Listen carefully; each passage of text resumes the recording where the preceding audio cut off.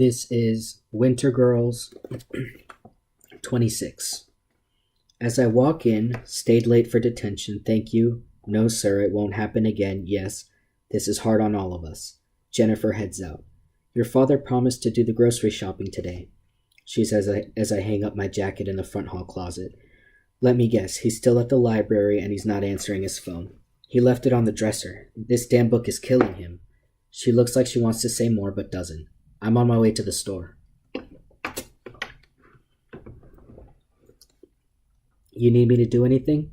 Would you mind vacuuming? The cleaning lady didn't show up again and the rugs are filthy. The police officer arrives when I'm chasing Emma around the living room with the vacuum cleaner, pretending it's a dragon.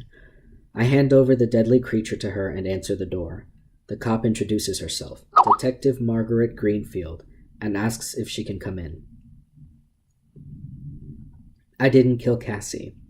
Somehow we wind up in the kitchen, the cop in Dad's chair, me in mine, and Emma on my lap, crushing me.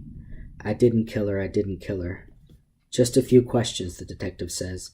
Nothing to worry about. We're just tying up the loose ends. She flips open a notebook with a huge yawn. Sorry about that. Shift change always messes up my sleep. The phone records indicate that she called your phone the night she died. I answer in a trance. No, I had no idea that Cassie had called me Saturday night. My phone was in my room, crossed out. I haven't seen my phone since Friday afternoon. Third one I've lost in 2 years. My dad will be furious. He really yelled the last time, Emma adds. She shifts her weight on my lap, driving my hip bones into the wooden seat. Leah's really going to be in trouble now. He's going to ground her for 100 years.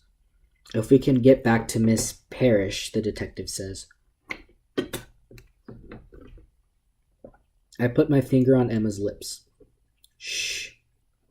No, I don't know why Cassie would call me. I hadn't talked to her for months. We weren't friends anymore. No particular reason, just one of those things that happens when you're a senior. The cop nods as she closes her notebook. I remember those days, she says. Thank God they're over.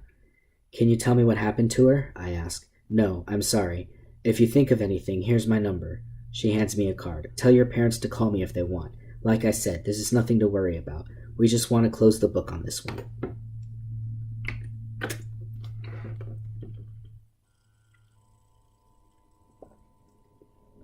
After Emma makes a big stinking deal to Dad and Jennifer about the police visit, after I spend an hour calming them down, answering the same questions over and over again, after Dad calls the detective because he doesn't believe me, after Jennifer burns the steak, sets off the smoke alarm, and orders Chinese food, after I read Emma a chapter of Harry Potter, after Jennifer claims the tub for a bubble bath, after Dad falls asleep grading papers comparing the election of 1789 to the election of 1792, the house sleeps. 3 stars. The cell phone crawls out of its hiding place under my laundry and sneaks into my hand. As I play her messages over and over, I turn on my computer and visit a country I haven't been to in months. A whisper secret blog for girls like me. ... 3 stars. Gained 0.5 pounds between breakfast and after school. Only water for the rest of the day, and then I'll begin fasting again tomorrow. Love you all, girls. ... I blacked out and fell down a flight of stairs, so I ate 2 bowls of cereal and now I feel gross. How long do I have to run to get rid of it? 3 stars. Wow, I am such a fat ass. You know it's true. I want to cut it all off. 3 stars. I have 2 weeks and 6 days to lose 10 pounds. Help. 3 stars. Stay strong, love, be perfect. Spelled with a K. Oh, and all those were posts on that whisper blog. Hundreds and hundreds and hundreds and hundreds of strange little girls screaming through my fingers. My patient sisters always waiting for me. I scroll through our confessions and rants and prayers, desperation eating us one slowly bloody bite at a time. 2 flies crash into my lampshade. Buzz, buzz, random leftovers from summer with a few hours left to live. I turn off the lights and they swarm to the computer screen, dancing across uploads of SKNNYGRRL,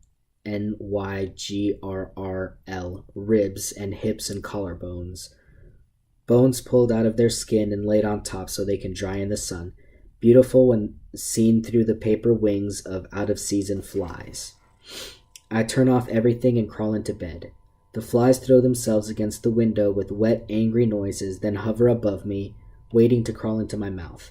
Maybe they're Cassie's familiars, escorts from the grave, heralding her arrival. I can't face her alone. I sneak down the stairs and put Emma's boots on, the tread second from the bottom. If Dad comes down for a midnight snack or to work, he'll knock them over and give me a warning. I head for the basement, lock the door behind me, and put in a couple of sweaty hours on the stair stepper.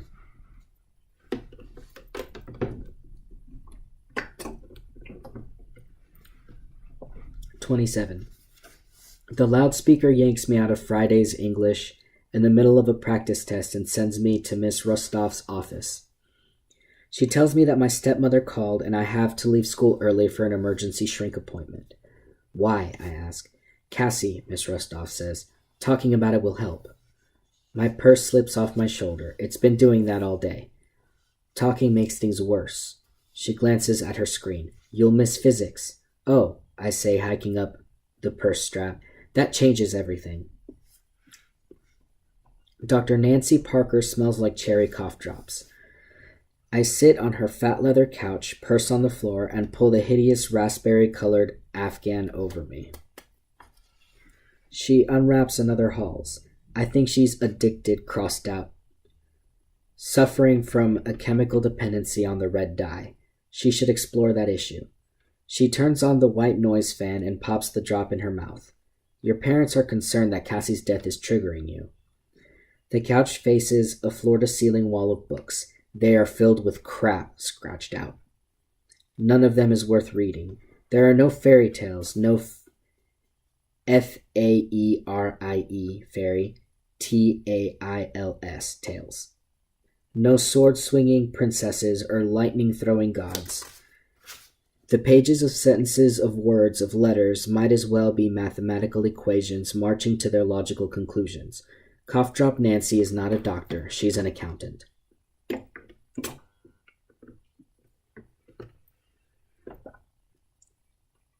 I wonder if there might be two struggles going on. She kicks off her shoes and sits cross-legged. The wrinkles on her face say she's pushing 60, but yoga classes keep her body as flexible as a girl's. Confusion and grief about the loss of a friend and the desire to keep your parents at a distance. She waits for me to fill the air with words. I don't.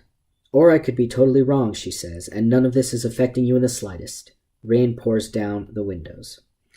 I started coming here after the first prison, crossed out, clinic stay, because Dr. N. Parker is a scam artist, crossed out, specialist in crazy teenagers, scratched out, troubled adolescents. I opened my mouth during the first couple of visits and gave her a key to open my head. Ginormous mistake. She brought her lantern and hard hat and lots of rope to wander through my caves. She laid landmines in my skull that detonated weeks later. I told her I was pissed because she was moving things around in my brain without permission. She booby-trapped me so that every time I had a simple thought like, physics is a waste of time, or I need to charge my phone, or Japanese can't be that hard to learn, the annoying question from hell popped up. Why do you think that, Leah? I couldn't ask myself a question. Why am I so tired? Without getting slammed by 3 or 4 shrink-supplied answers. Because my glycogen levels are low, or because I am experiencing an ill-defined sense of loss, or because I've lost touch with reality, or the ever-popular because I am a whacked-out nutjob. Once I got angry and mouthed off. I told her she was a pathetic loser, and I bet she didn't have any kids or grandkids, or if she did, they'd never called her, and her husband left her, or maybe it was a girlfriend. You never can tell. And even her own mother gave up on her because she wouldn't live in the real world with breathing people. She stayed sealed in this room with the fake books and the fan blowing and the rain on the windows.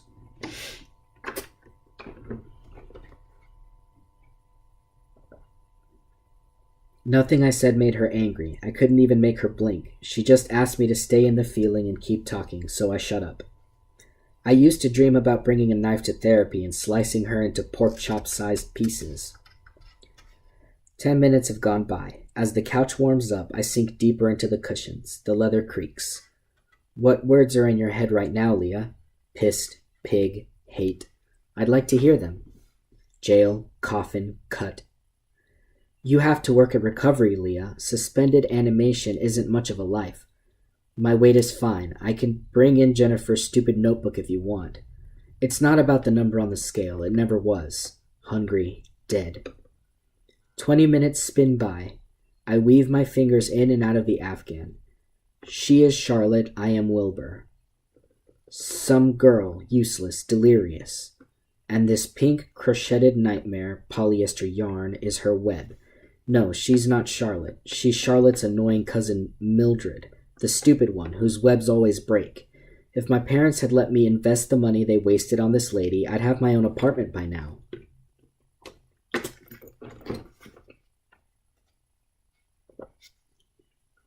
"40 minutes.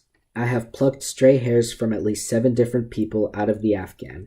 A long black one, a shiny white one, a wispy blonde, a curly auburn, a brown hair that was white at the root, and a short hair that could have been a guy's or a girl's who doesn't fuss with the way she looks. The hair of rich people who like to whine to strangers. You didn't have to come here today," she finally says. "You could have used the excuse of a therapy appointment to get out of class and do whatever you wanted. I don't report back to your parents unless you give me permission, so they wouldn't know if you didn't show up." "What's your point?" I ask.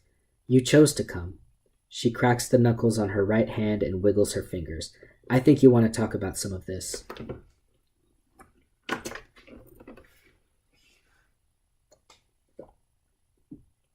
"Yes, I'd love to tell you that Cassie's voice is on the phone in my purse, and she is haunting me because I let her die. If I do, you'll give me even more drugs. If I tell you what I ate today, you'll pull the alarm and send me back to jail." All crossed out, starting from the yes. I lay all the hairs on the arm of the chair. I keep thinking that if I could just unzip my skin, step out of this body, then I would see who I really am. She nods her head slowly. "What do you think you'd look like?" "Smaller for a start."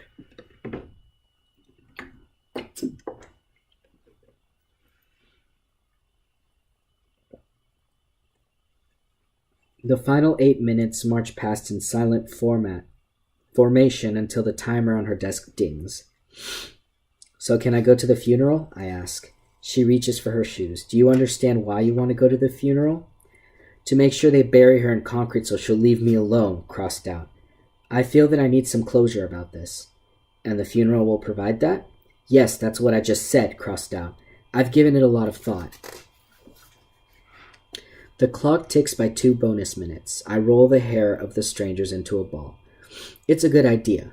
She slips her shoes on and stands up. "But have one of your parents go with you. Nobody should ever go to a funeral alone." On my way home, I take the phone out of my purse and the memory out of my phone and lay it on the iron rail just beyond the railroad crossing near the mall. I place the phone itself under the left rear tire and drive back and forth over it 33 times. I pitch the remains in a construction site dumpster.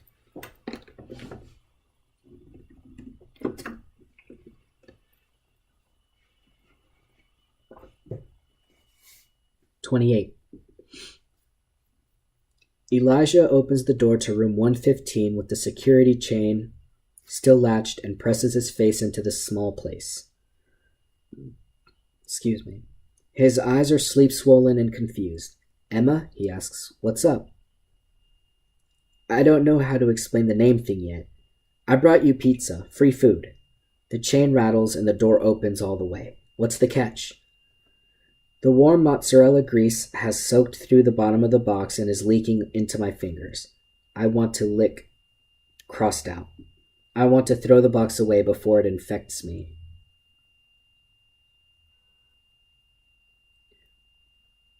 No catch. He leans against the doorframe. "There's always a catch. It's for helping me out the other night." "What kind of pizza is it?" "Extra cheese and sausage." He smiles. "I can't eat it. I'm a vegetarian." "I don't believe you." A door opens at the far end of the motel, and a man shouts in a language I can't understand. The woman he's yelling at laughs like a cartoon jackal. Tires screech on River Road, and an engine races. He rubs his face once and steps back. Okay, I'm mostly a vegetarian. I'm a pizzatarian. Come on in. The room smells like cigarettes and clothes left in the washing machine too long. The only light comes from a small lamp on the table, squeezed between a stack of spiral notebooks, topped with a dirty ashtray and a six-pack of beer.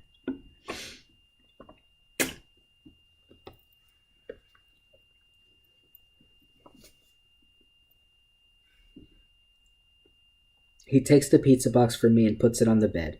Playing cards are scattered over the tangled blankets, and thin pillows are piled against the headboard. What time is it? He asks. Almost 5. Damn, I must have fallen asleep. Charlie wanted me to fix the shelves in 204. Oh well, he needs to accept what the universe gives him. That's a lame excuse for ditching work. No, it's not. Things happen for a reason. He yawns and stretches. You gotta accept that and let the flow carry you. Stop resisting. That's crap. His eyes are brighter now, mischievous. Yeah, mischievous. One guy's crap is another guy's fertilizer. He waves at the walls. Ask them. The walls are covered floor to ceiling with pages torn from books, some highlighted with red or yellow or green markers. I lean forward and squint through the gloom to read. The top of the page says Walden. What did you do? Rob a library? Something like that, he says, walking toward the bathroom. Emerson, Thorio, Watts, Sonia Sanchez. Ever read her? The Bible, a couple of pages. The Bhagavad Gita. Dr. Seuss Santayana? I put them up to create a force field of good ideas. They soak into my brain while I'm sleeping. Hang on, I've got to take care of business. He closes the door. I pick up the notebook on top of the pile on the table and flip through it. He's pasted random newspaper articles in there and drawn faces. He's not half bad. Charlie at the front desk, a tired woman with her hair in curlers. There are more creatures, half human, half something else, like the thing on his arm. Some pages are filled with tiny handwriting that looks like ants marching across the page. Elijah comes out of the bathroom holding a roll of toilet paper. You know, the secrets of the universe are written in there. You should feel really special being allowed to snoop like that. Sorry, I set it back on the pile. You're not from around here, are you? He tosses the toilet paper roll on the pillows, flips open the box, and takes out a slice of pizza. New Jersey. He takes a bite, and the cheese strings like a suspension bridge from his mouth to his hand. Want some? One bite, please, and then another, crust and cheese, sausage, sauce, another, and another, crossed out. Empty as strong and invincible. I already ate. All the more for me. He sits on the bed. Want to play poker? No thanks. He scoops up a handful of cards, diamonds and spades. What's your poison? Texas Hold'em or 5-card draw. How much cash do you have? I said no. You just want to take my money. He folds the pizza in half and takes another bite. Damn right, he says through the mess in his mouth. But you'll learn a lot while I'm doing it. I'm one of the best cheats around. I put my left hand behind my back and dig my fingernails into my palm until the pain takes away that lovely, crossed-out, wicked smell. I don't know how to play.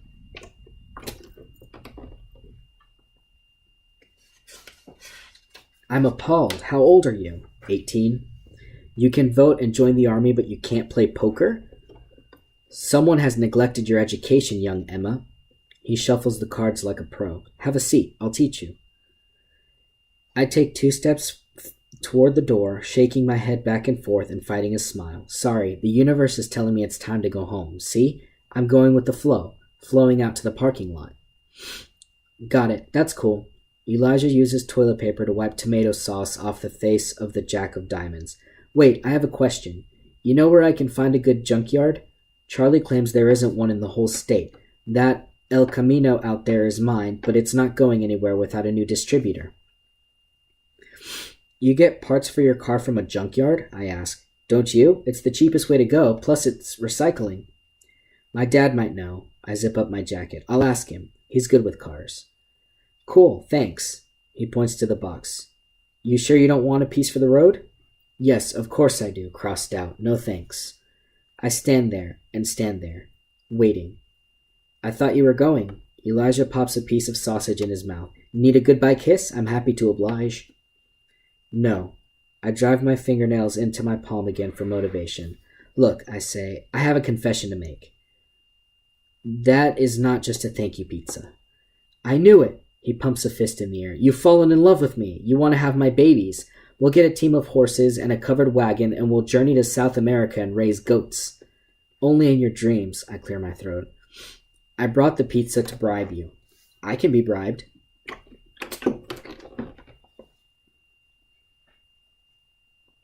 Deep breath. I need you to go to Cassie's funeral with me, Saturday morning. He grins again. See, you're asking me out. No, I'm not, you idiot. It's a funeral, a horrible funeral, and I don't know who else to ask. He tears off a piece of crust. What's in it for me? I just gave you pizza. Not enough. Funerals bring out the worst in people. They have a very dark vibe. He shakes his head. Nope, I can't do it. You have to.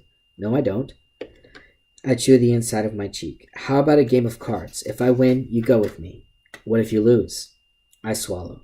If I lose, I'll give you $50, but only on one condition. See, I told you, there's always a catch. What is it? We play hearts, not poker.